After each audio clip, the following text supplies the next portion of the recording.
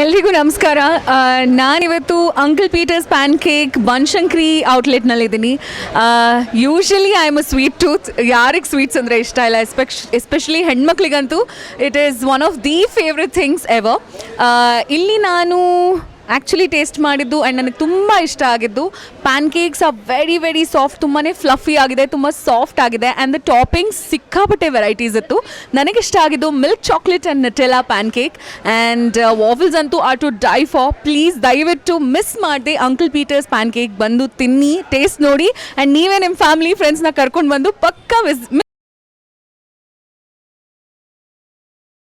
ಅಲ್ಲಿ ತುಂಬಾ ಫೇಮಸ್ ಆಗಿತ್ತು. Definitely do not miss, and it is Radhe approved. Thank you.